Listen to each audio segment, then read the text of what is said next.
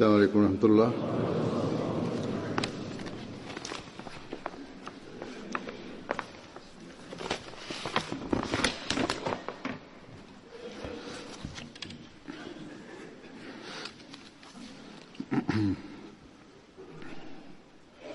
أشهد أن لا إله إلا الله وحده لا شريك له وأشهد أن محمدا عبده ورسوله أما بعد فأعوذ بالله من الشيطان الرجيم بسم الله الرحمن الرحيم الحمد لله رب العالمين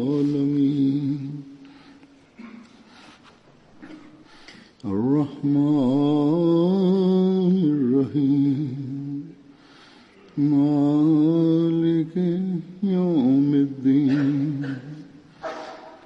إياك نعبد وإياك نستعين اهدنا الصراط المستقيم صراط الذين أنعمت عليهم غير المغضوب عليهم ولا الضالين.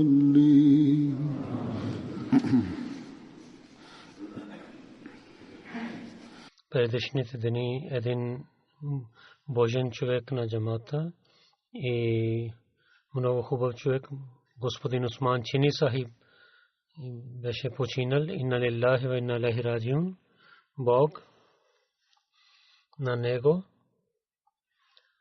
в Китая, в едно далечно място, извадейки на него със своите атрибути, даде възможността на него да дойде в Пакистан и да приеме Ахмадия джамат. И как Бог отнася с него и даде възможността на него, че той да приеме Ахмадия джамат и да даде своя живот за религията, и Бог напътства на него към правия път. Той е написал своя живот и в много ясни думи той е написал за своя живот. Нямам време толкова да разказвам за него. Няколко неща, които той разказал на хората, и хората за него написаха за него.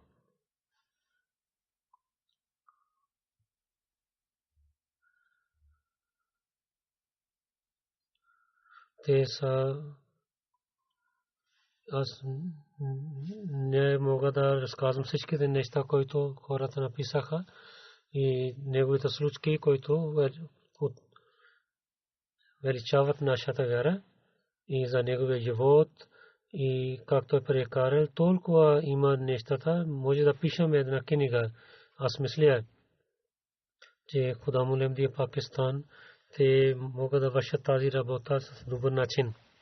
Но сега аз на този набожен човек и един набожен човек в джамата, който дал своя живот за религия, беше мисионер и учен човек, и такъв учен човек, който вършеше добрини, и той беше приятел на Бога, Валиулла, и ще разказвам няколко неща за него, който ще бъде напътствие за мисионерите, и това ще бъде пример за тях.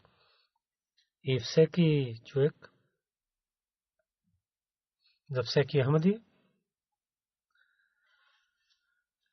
и хората, които написаха за него, както ви казах, ще ви разказвам няколко неща накратко. Господин Усман Чини сахиб той беше известен с Усман Чими. Неговото беше Мухаммад Усман Чунгчи Ши беше 13 април 2018 година той почина.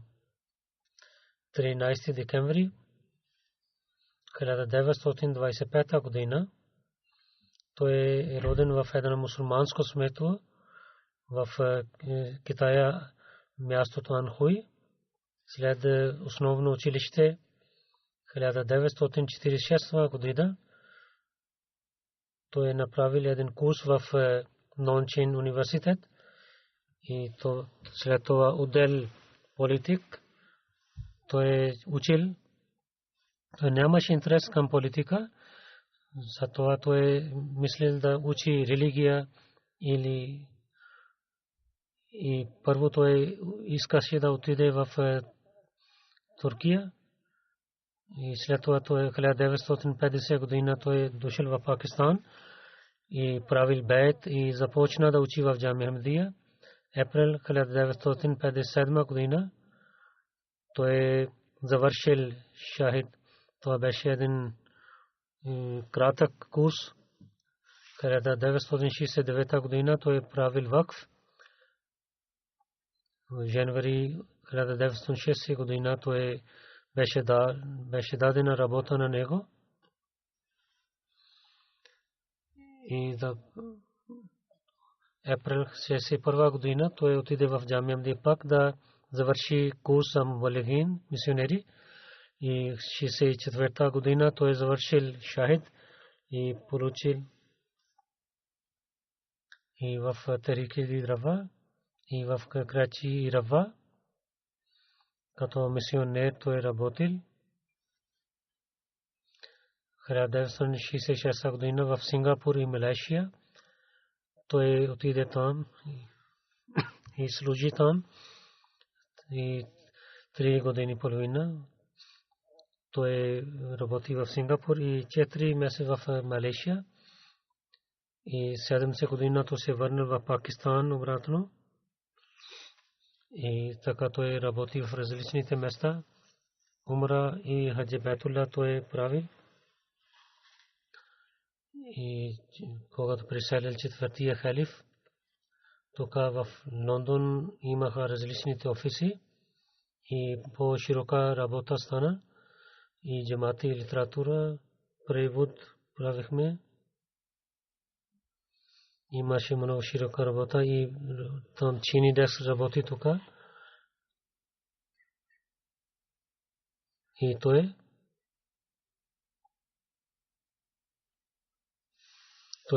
преведел книги на китайски език и той е написал книги за вярата на Джамат Ахмадия на китайски език.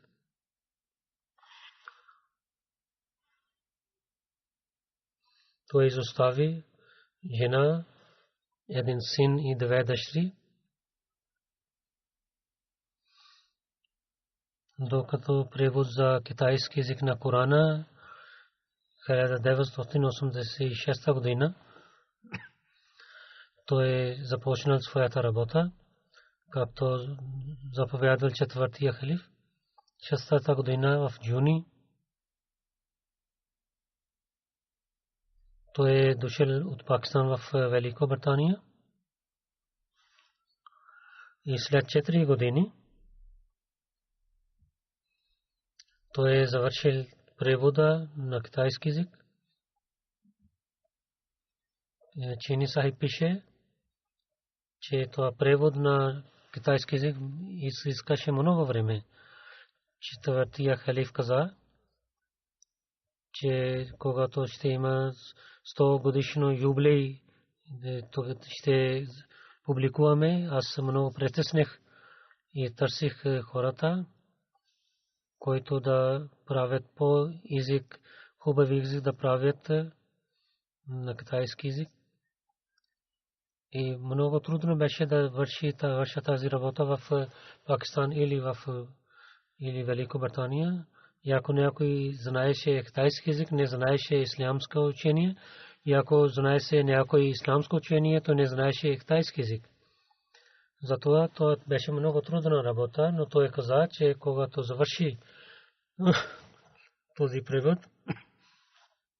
след това отивайки в Сингапур и Китая и поправих работата си и с благословието на Бога, с много хубав превод беше приготвен на китайски език.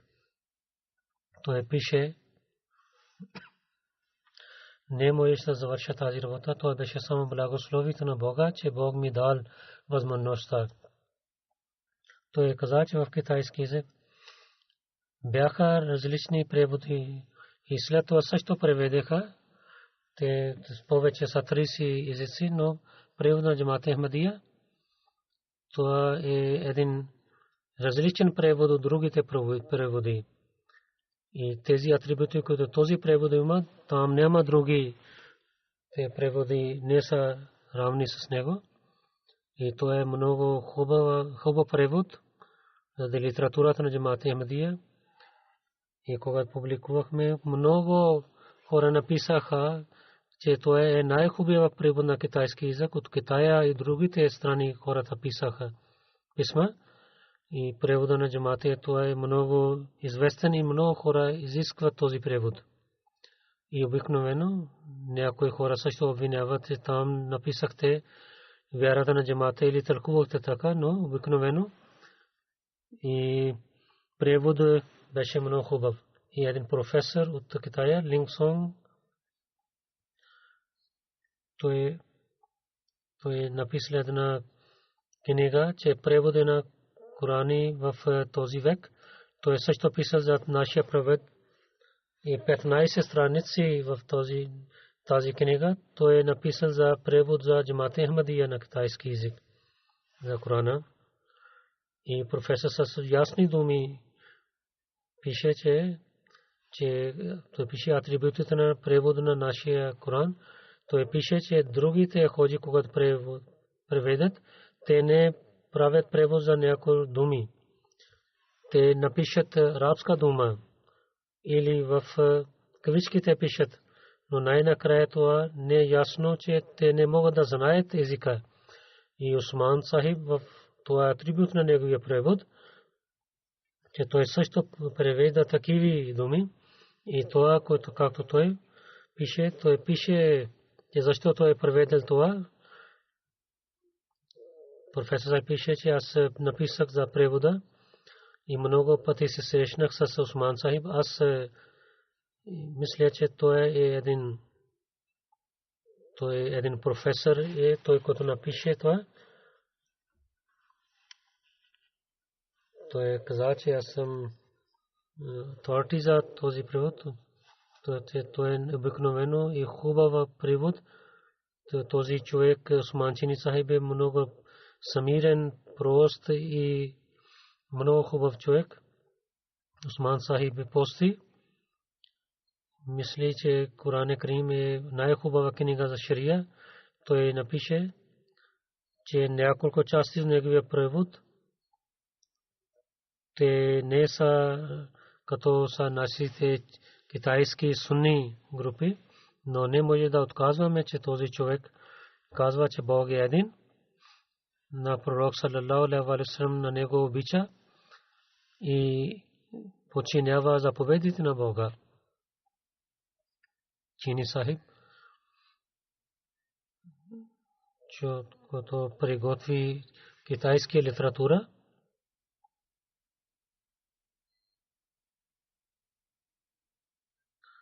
той напише моя живот и Introduction to Morality.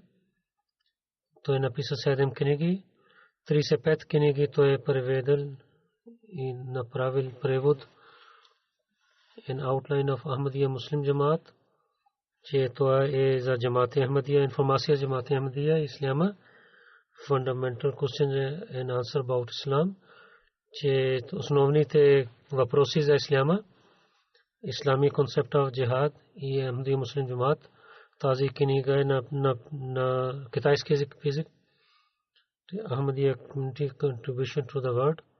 че контрабат, че как Ахмадия джамаат помага в света, че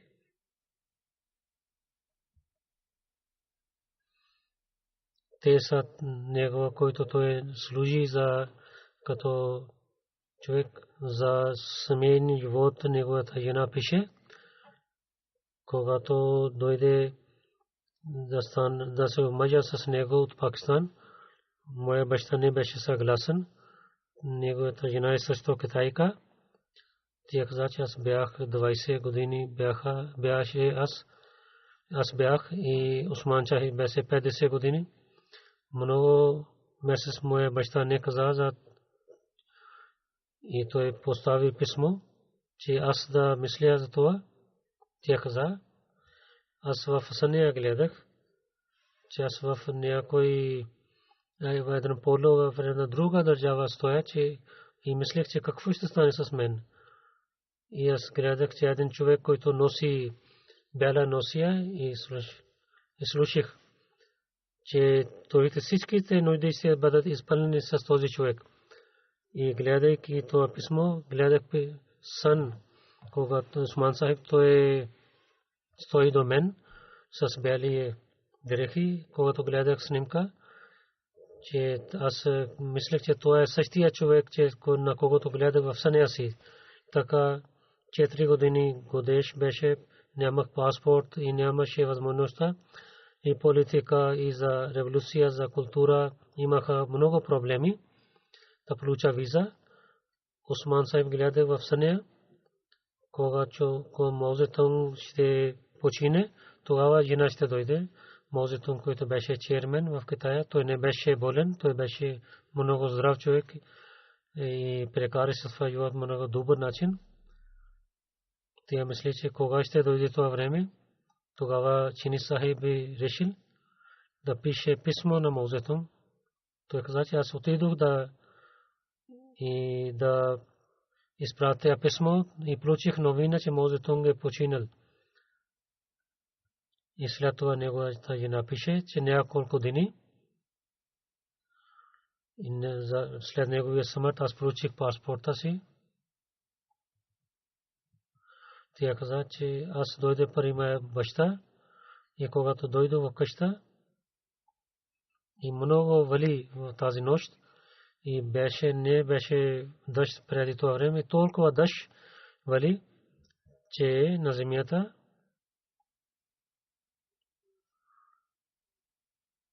и че там много вода им един някой моя съседик не Ахмади каза, че ако ти щеше да дойде преди и това имаше да преди ние получихме. Тя имаше само 2 дрехи, които малкият брат на Усман Сахиб дал на мен и няколко беше своя сас.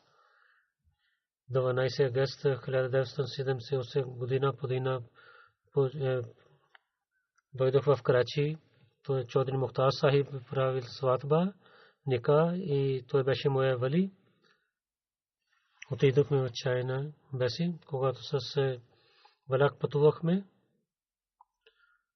и бяха жените и мъжете в различните,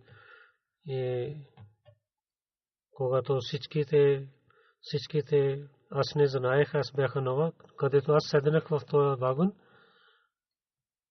и всичките слязоха, аз мислех, това е последния. И когато пак влак върви, аз не можах да се кача на влака. Аз много притеснена бях. Един полис офисер, когато гледа на мен, че аз бях там, то релве полиция извика на мен и изпратиха на мен в китайски ембаси. Аз имах код и никаб. Ембаси те не вярваха от посолство, че аз съм от Китая. Те докараха един магазин на китайски език, казах, че четай това. И след това с много дълга случка и тя пристигна до такси шофьор питаше къде искаш, там той докара на нея до едно Ахмади семейство. Тя каза, че аз не гледах такава млада жена, която и носи такава носия и така тя отива тук на там. Тя каза, че това беше начало на нашия живот за Осман Саб. Той беше много добър мъж. Той беше моя духовен учител. Когато пристигнах в Пакистан, той най-първо учи на мен молитва. И след това в много той учеше молитвата на мен на арабски език. И една дума той учи на мен и каза, че да опитвай да учиш и ако забравиш и да се молиш книгата за молитвите. В 6 месеца учих арабски и кайда. И след това учих Коран и превод, че аз да имам интерес. Много търпелив човек беше и много учеше на мен. И даваше много примери. Беше много скромен човек. Той вика с моя майка от Китая и много служи на нея. Имахме такава време също, че имахме само една бутилка мляко, купихме и това дадохме. Той даваше на своята майка и то много служи на майка си, Чини Сахиб. Целия си живот той вършеше своята работа. Той върши само своята религия, когато беше здрав. И много дълго време той работеше в офиса си и понякога до сутрин той работеше. И в семейството той възпитаваше на своите на децата си, но за храна и за дрехите той беше много скромен.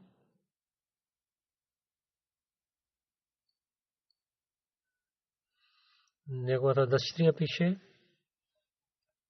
че моя баща имаха много няколко атрибути. Тя е голяма дъщеря, доктор Куратулен. Той беше много добър и много трудолюбив човек беше. Винаги скромен и добър човек беше. И на всичките брати и сестри, на своите, той говореше с нас с добър начин. Той помагаше в учение за училище. Питаше какво каза вашия учител.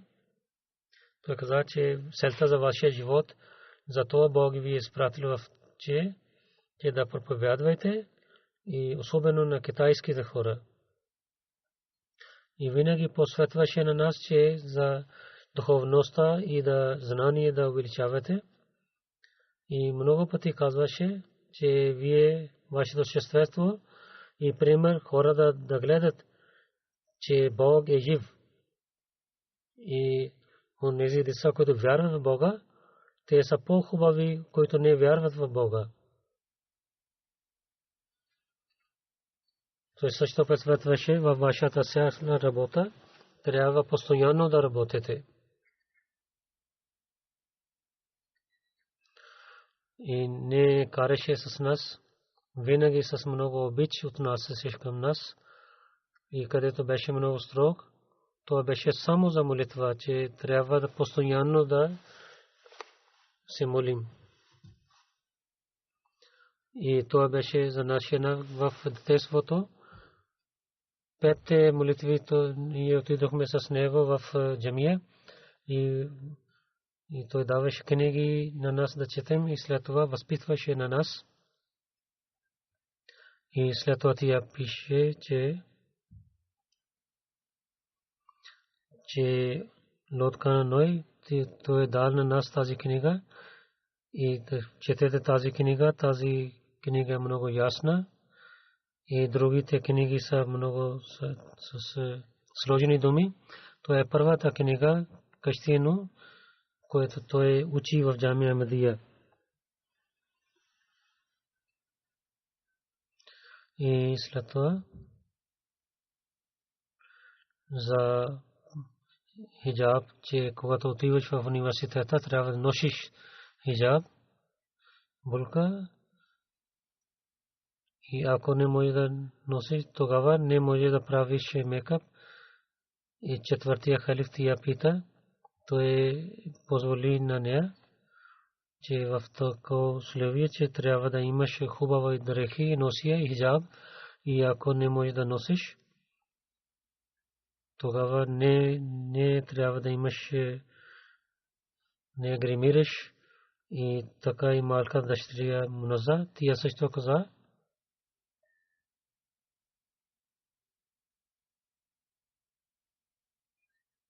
винаги посъветваше, че вие хора трябва да пристигнете до Луна. Ако не може да получаваше Луна, тогава звезди ще получавате. Селти да бъдат много велики и петте молитви да спазваме и да се молим тахаджуд намаз и хвърляше вода на нашите лица да стоим за тахаджуд намаз. И казваше да четем книги на обещания Масия алейхи салату ва негови халифи. И за много дълго време с много търпение той даваше отговор на нашите въпроси. А не че за малко нещо да кари. Това е един пример за родителите. Винаги казваше, че Бог ви е дал атрибути, трябва да ги използвате и да не ги харчите безсмислено. И тази работа, която трябва да вършите, да се молите на Бога, давайки пример за духовността, че то е като стълба и понякога човек стои, но човек винаги отива към горе в духовността. Тя пише, че то е скромността и да дадем правата на другите. Когато беше президент в Исламабад, всичките домове, че той каза, че най-последния къща наша да бъде, където да имаме топлина. Неговия син доктор Даусайф каза, когато той учи в джамия, неговия големия брат и баща починал в Китая, изпитание беше в джамия. Той каза, че това е един изпит от Бога. И той дал своя изпит и не изостави изпита си. В китайски неговия син пише, той много проповядваше, където в събранието отиваше, там той разказваше на хора за Ахмадия и даваше литература, че когато той седеше на вил стол за инвалидните, той не можеше да върви и беше болен. Там той имаше книги винаги, че да дава на хората.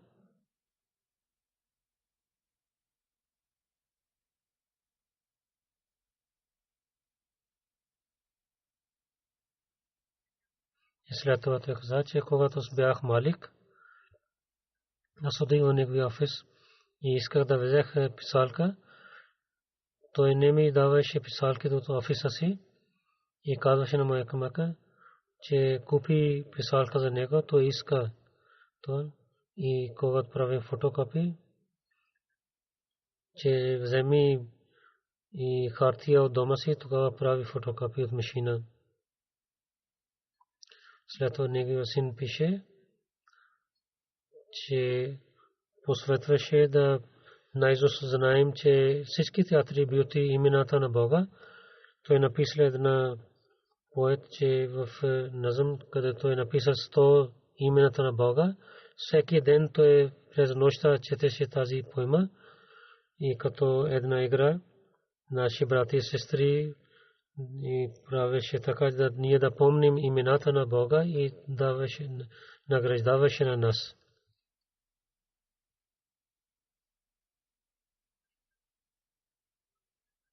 Преди няколко месец той дойде да се срещне с мен, с своя зет и фамилия. Неговия зет пише 3 неща той написал на мен. Аз не мога да говоря, че първо беше, аз съм много слаб, не мога да стоя и седа тук на инвалидната стола. Аз съжалявам за това. Той много уважаваше на халиф, че да се молите до последна дъх да проповядвам. Аз не мога да отивам в офиса, в дома си да върша своя работа. Той работеше много, той не, когато седеше в дома, той винаги работеше.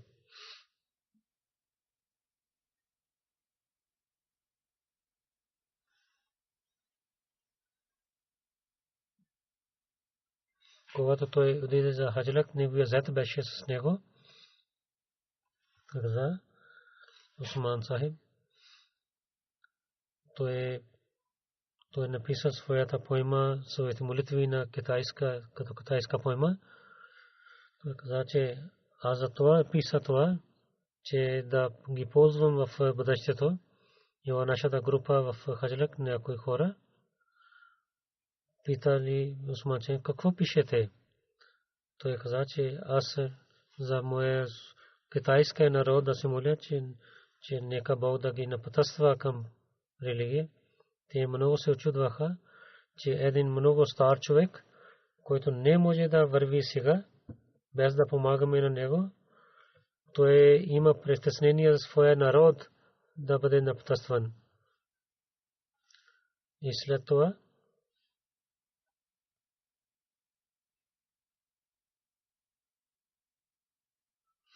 Чини Сахиб напише за своя живот в Китая за буддизъм и конфуцианизъм и таоизъм.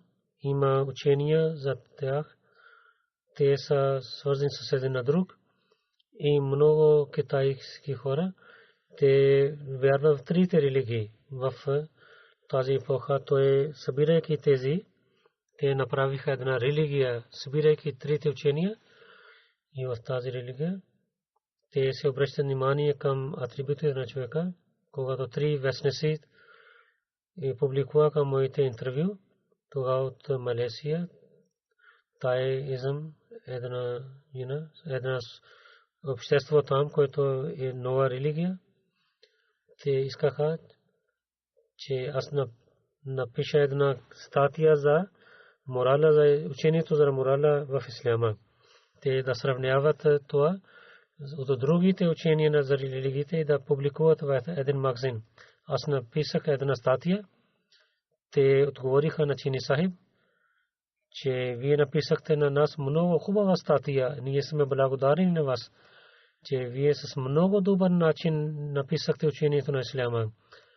И вие написахте с много добър начин. Ние знаем, че вие научихте ислямската религия с много добър начин. Китайските хора не знаят за ислямска религия, защото не проповядваха в китайски език. Сега вие сте в Сингапур за исляма да разпространявате. Това е много важно, че сега ислям да разпространява в китайските хора и те да вземат този беркат. Ага Сайфулла Сахиб беше неговия приятел в или учеше в такава време в джамия. Той пише, че той учеше с него в същията клас, че той беше млад, много добър и много хубава морал имаше. С много добър начин плачейки се молеше и много плачейки се молеше, той постеше, много се молеше, правеше невафил намаз, учеше религията си. Когато получи Ахмадия джамат, много беше благодарен и с много велик обич и показваше за религията си. Той пише, то е истински свидетелство, че когато беше студент, когато той мислеше за религия, той плачеше за майка и сестри, че понякога той имаше много болка и с много пред Бога си плачеше и се молеше, че Бог да помага на него. Той каза, че аз много се гордея, когато гледах на него. Ага Сайфулла каза, това е истина, че това е Божиен човек.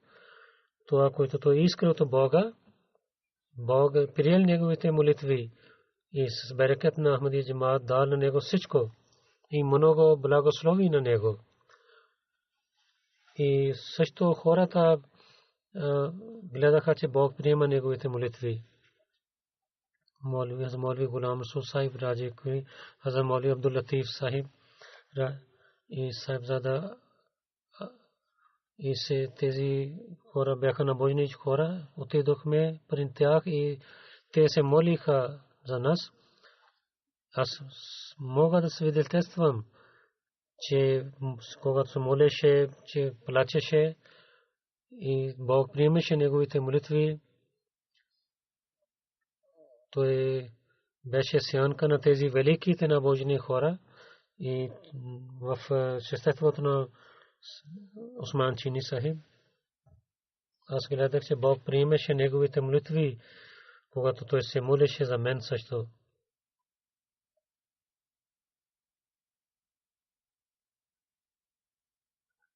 И след това той пише: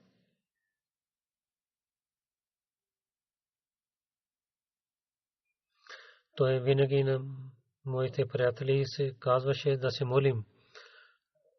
Той много добър вярващ беше и в системата на джамата, когато казваше някой, с добър начин казваше, много уважаваше системата на джамата, своите приятели и роднини. Той винаги посветваше с халифа. Той имаше много хубава връзка в духовността и винаги уважаваше. Някой казваше на него за молитва, той казваше да пише писмо на халифа да се моли за теб. Президент от Исламабад тук в доктор Ризван се пише, че то толкова обичаше на молитва, че той да дойде в джамията няколко минути.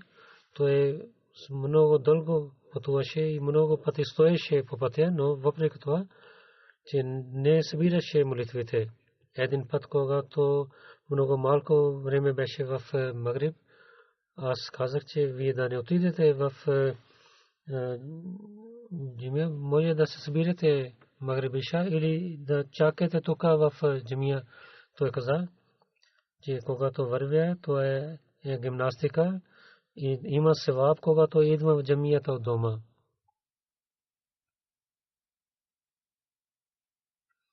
Рашид Башируздин Сайб от Абу Захиб пише, неговите молитви и Ахмадите всичките взеха благослови от неговите молитви, когато беше крачи. И някой мъж и жена от Ахмади дойдоха при него и взеха неговите свети и свидетелстваха, че той помага на тях. Накратко, че Дриг Род Крачи, Чили Моли, той беше благословен на всичките хора и разпространява се обичта си.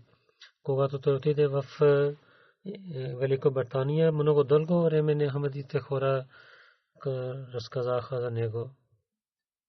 Той каза, че аз също гледах, че Чини Сахиб много служеше майка си. Понякога майка той беше ядосна, той и много уважаваше на своя майка, че той не гледаше, че кой гледа, толкова обичаше на своя майка. Това беше необикновено. Джанов Мухаммад, Джамаат Такму от Киргизстан, пише: Исманчу Сахиб, аз се срещнах 1994 година, се срещнах с него в полет. Не знаех, че той е мусулманин, че е учен човек в Джамаат Ахмадия, но когато полет върви, той бисмилла рецитира. Тогава знаех, че той е мусулманин. След малко аз казах салам и запознахме и говорихме за различните неща. Той питал мен, че дали вие знаете за Джамаат Ахмадия мусулман? Аз казах не. Аз не зная за Джамаат Ахмадия. След това той питал, че дали вие четете китайския превод на Чини? той каза, че в китайски език колко преводи ви знаете? Той каза, всичките преводи аз четох. Осман Сайб каза, че тези хора, които преведаха на китайски език, дали вие ги знаете? Той каза, аз зная на всичките. Тогава Осман Сайб каза, един превод, Исман Чоу се казва, дали вие знаете? Той каза, аз го зная. Аз не четох негова превод и никога не се срещнах с него. Че той пита, вие как знаете Исман Чоу? Той каза, че той знае, че много добър човек, той преведел китайски език в Корана. Аз каза, че не се срещнах с него. Той каза, аз съм Осман Чу. Той каза, аз нямах доверие, че аз се срещнах с Осман Чу. Тогава той дал информация на мен за контакт и където той живеше, аз също му дадох своя телефон номер. След 2-3 дни той се обади на мен, Чини Сахиб, че той искаше да идва при мен. Аз не мислех, че толкова велик човек ще дойде в моя къща. Аз се срещнах с него. Един приятел беше от Пакистан. 10 минути говорихме. След това Исман Чу Сайб каза, че да отиваме в един ресторант. Аз му казах, че вие сте гост. Аз трябва да служа на вас. Той каза, че ти си студент тук и аз съм голям. И аз съм като баща. Затова аз трябва да помагам на вас. След това отидохме в един ресторант и се ядохме храна там и така говорихме. Един ден каза, аз отидох да се срещна с него в Централния банк. Се говорихме помежду си. Осман Чу Сахиб пита за Фатима си и за Хатме Нубут, Яджуж Маджуж и Джин и за Имам Махди. И така и за Коран Хадис питал нещата. Аз дадох му отговори, които обикновено другите мусулмани дават. Осман Чу Сахиб усмихна и след това той дал истинските отговори на всички тези въпроси. Аз нямам думи, че как да отговоря на него. То тези отговори действаха на моето сърце. И така той даде превод на Корана и другите книги също като подарък. Каза да четеш на китайски език и да ми пишеш, че четейки тези книги как мислиш. Той каза, че аз четох тези книги и така промени моето мисли. Аз не по това време правих бейт, но после аз правих бейт също. И той пише, че винаги и то беше много велико нещо за мен, че Имам Махди е дошъл и знаех да неговият джамаат.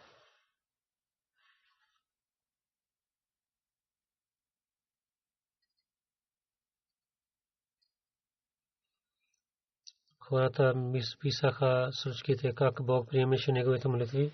Шад Сай пише, че той пътуваше с велик от Рава до Крачи.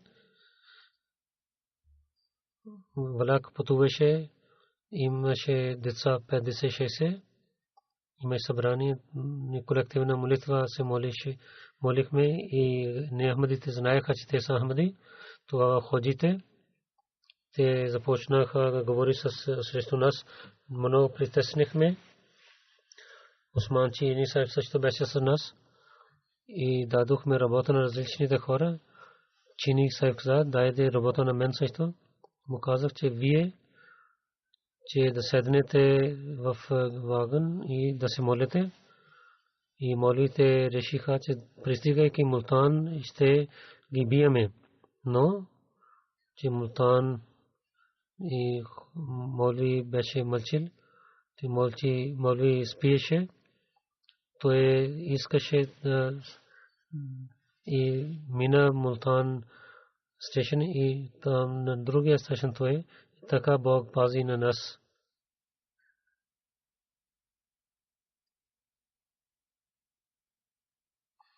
И така Ядран Зафар Сахиб пише, че не можах да върша, не беше моята работа извършена в Home Office.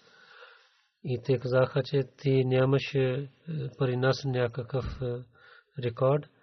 Аз отидох там, вземайки отпуск от работа си, 3-4 месец и отчаивах. Исламабад се срещнах с Чини Сахиб. Той отиваше от джамия до дома.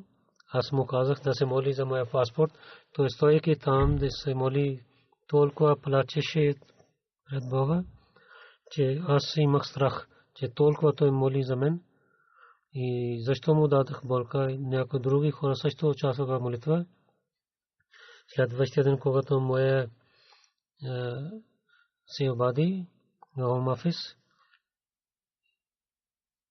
и директор там, той дигна телефона, му каза, че толкова проблем има. Директор каза, че той да идва при мен и да се срещне с мен. Когато отидох при него, беше господин Ричард. И на рецепция каза, че аз искам да срещна с него. Те казаха, че той е голям офицер. Защо той се кажи на нас? Той каза, че той е извикал на мен. Никой не казваше на него. Най-накрая един човек каза на него, то мисля Ричард, той дойде при него и взема на него, извади на своя компютър целият рекорд и каза на своя секретар, че дайте паспорта на него. И той дойде с него да го изпрати до врата и всичките хора гледаха толкова голям офицер, че офицер дойде тук и изпраща него. Какво да им казвам? Това бяха молитвите на Усман Чу Сахиб. От 4 месеца не можах да върши моя работа. Това беше върши само един ден и големи офицер помогна на мен.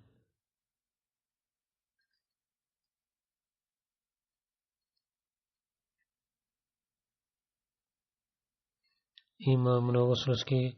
Аз не мога да разказвам всичките неща. И които неговите близки са, за тях искам да разказвам. Сайид Хусейн Ахмад Сахиб мисионер пише. Им правихме иджлас, нямахме превози, отивахме в буса и след митинг, събрание, че с другите членове да отиваме и чакахме, но Усман Чини Сахиб никога не чакаше. Той вървеше пеша и понякога имаше бус или то някой помагаше на, където той живееше в дома до Мишнаус.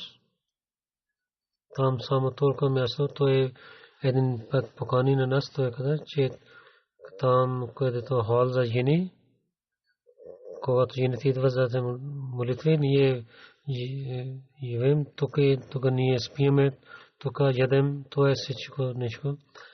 С много скромността той живееше там за малко, на малко място.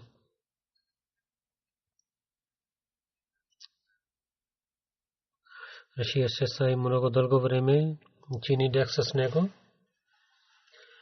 че 33 години работихме заедно с него.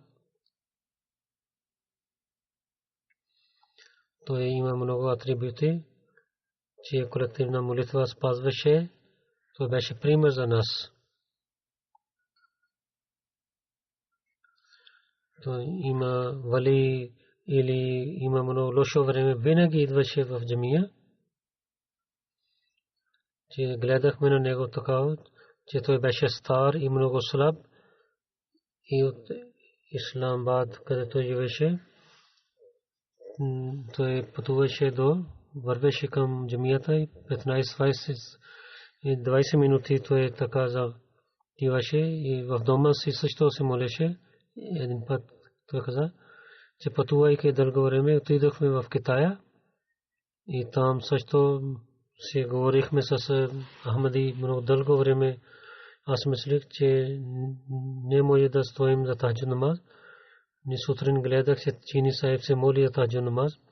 Той се моли кратко, но не изостави своята молитва. Чини Сахиб също пише, че когато дойде от Китая в Рабва, че набойните хора се молят са много добър начин, постят и правят еткаф и се молят и Бог приема техните молитви. И това действа на неговото сърце и той каза, че аз ще вървя по техните стъпки. И той с втория халиф се срещна с него също. Хазрат Мирза Башир Ахмад Сахиб разилата ан, Хазрат Мирза Шариф Ахмад Сахиб разилата ан. Той се срещна с тях.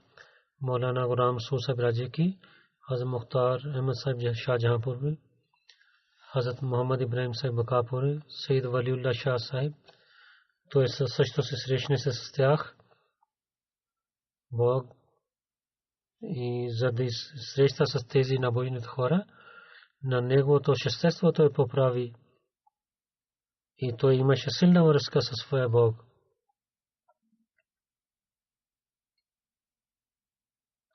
Той каза, че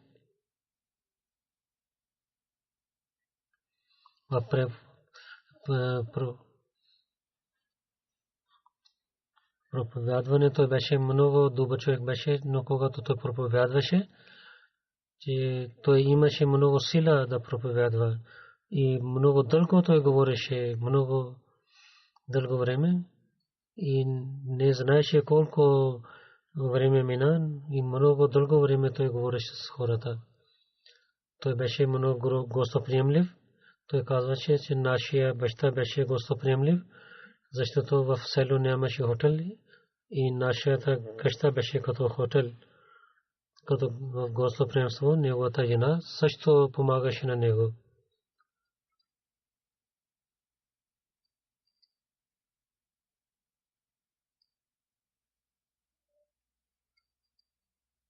И така винаги отнасяше с много добър начин, колко той пред нощта говориха в едно събрание.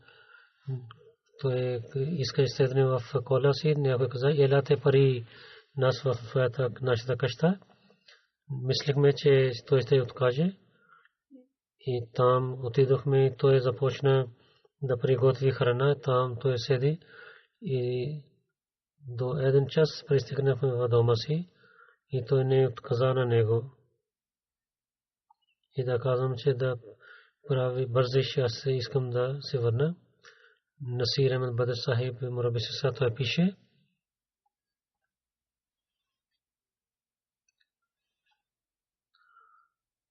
че когато казаха да уча китайски език, след това се срещнах с него. Там отивайки в различни места в Китая и правихме проповед и Османчи Сахиб и с неговите свети много помогнаха на мен. С писмата той винаги посъветваше на мен. И на хиляди китайски хора той като книги, литература той разпространява съобщението на обещания Масих алейхи салам. И на всичките места хората се запознаха с Османчи Сахиб, че той е много голям скалър в Китая. Той каза, че това литература, която той остави на китайски език, той беше винаги жив. Много книги, това е един океан от превод, който той взел от Рухани Хазана. Книгите на обещания Масих алейхи салам, правейки превод даде на хора. Беше неговия език, китайски език беше много хубав. Един, когато отидох в училище в Китая, когато отидох, там бяха мусулманите, и когато след малко време пак се отидох, всичките мусулманите чини, те много обичаха на имам Сахиб и питах на някой, защо когато първи път дойдох, че вие не обичахте, колко сега вие показвате своя обич. Един приятел каза, че тези книги, които ви дадохте на Молви Сахиб, че няколко книги от обещания Масих алейхи салам, когато той чете тези, това действа на нашите сърца. Преди това ни в целия си живот не четохме такива хубави книги. Затова, че дайте на повече такива книги на нас. той пише, че Чини Сайб отидох в неговото село, се срещна с неговите роднини. Всичките уважават на Усман Чу Сахиб. Всеки казваше, че той моята роднина, се радваше. Той каза, че аз останах там. Много гостоприемливи бяха, само заради това, че аз зная на Усман Чини Сахиб. И аз съм представител на Джамат Ахмадия. Той каза, че превод за Корана на китайски език, всичките разбират този превод. Че в езика е много велик в превода и другите и преводи има за Коран в китайски език, но неговия превод в целия Китай е много известен. И много, когато се срещнах много ходжи, те не са Ахмади, но те уважават този превод и за да разбират Корана, те четат този превод.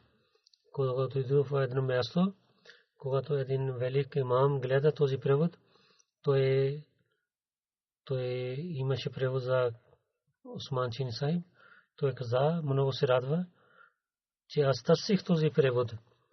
Дали ви този Коран ще дадете на мен? Той каза, че аз имам само едно. Вие дайте адреса си, ние ви изпратим и този Коран от Усман Чини Сайб. Той каза, този Коран дайте за малко време, аз ще правя фотокопии. 1400 страници той прави фотокопии и ние дадохме този Коран на него. И толкова той се радва и много благодарен беше, че ние може би на няколко велико нещо дадохме на него, скъпоценни неща. Това беше скъпоценно и той беше много радостен, когато получи. И така и неговите контакти бяха с хора. И сега той имаше контакти с хора. Другите мисионери, които живееха там, те също писаха това. Където отидохме в Китая, на всяко място Чини Сахиб, хората Зафула Сахиб също беше мурабисъса, той е в Пакистан.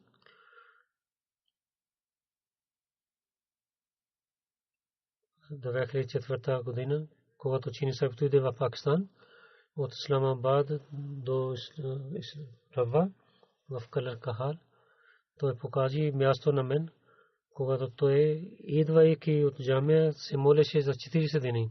Той каза, че как Бог приел неговата молитва. Той отиде в една къща. Те нямаха деца до 10 години. Те се молиха на Усман Чини Сайб да се моли за тях. Чини Сайб се моли и гледа в съня, че там Чодри Зуфла хан се спи в неговата къща. Той каза, че Бог е дал блага вест, че Бог ще ви даде син. И след малко време Бог дал син на тях. Когато отиваше в Калар-Кахар, аз се помня, в втория халиф, ние бяхме малик, аз също отидох там, в една стая, малка стая той седеше и рецитираше Корана и се молеше, и големи и малки казахме на него да се моли за нас. Измъвайки, той си даваше отговор и много добър човек беше. Доктор Нури Сахиб пише, когато разгледахме на него в 2004 година, преди 14-15 години, и гледахме, че той има бол за сърцето и много притеснех, че защо, че само можеше да молим за него. Такива хора, че нямахме възможността да станат живи и няколко години живеят, но с благословите на Бога, Чини Сайб. Аз съм учуден, че много пъти се срещнах.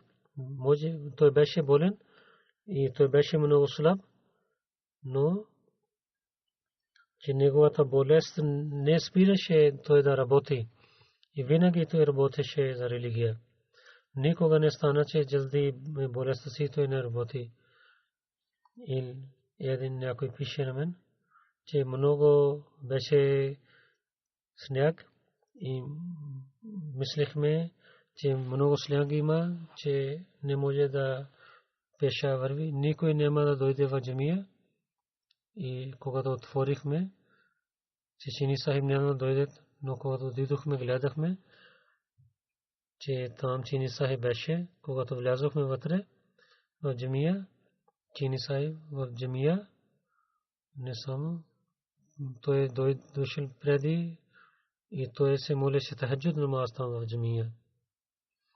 Атаул Муджиб Рашид Сахиб, който пише за него, много хубава, накратко, това е истина. Той пише, че той беше много набожен човек.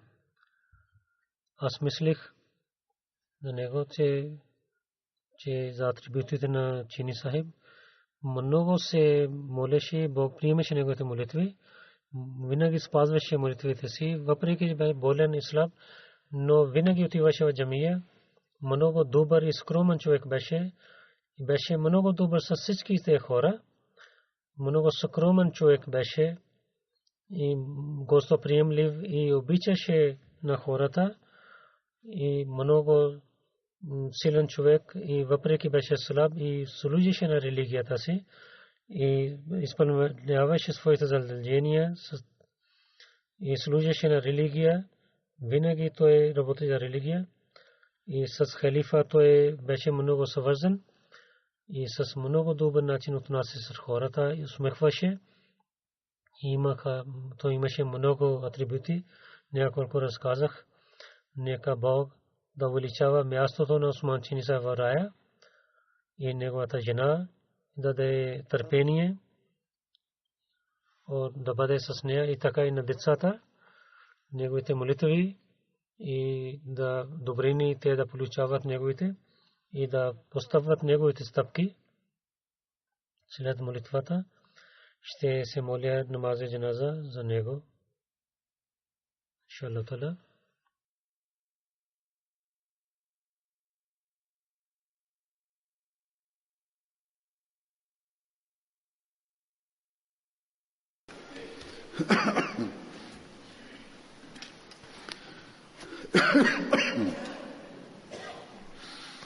الحمد لله نحمده ونستعينه ونستغفره ونؤمن به ونتوكل عليه ونعوذ بالله من شرور أنفسنا ومن سيئات أعمالنا من يهده الله فلا مضل له ومن يضلل فلا هادي له ونشهد أن لا إله إلا الله ونشهد أن محمدا عبده ورسوله عباد الله رحمكم الله إن الله يأمر بالعدل والإحسان وإيتاء ذي القربى وينهى عن الفحشاء والمنكر والبغي يعظكم لعلكم تذكرون اذكروا الله يذكركم وادعوه يستجب لكم ولذكر الله أكبر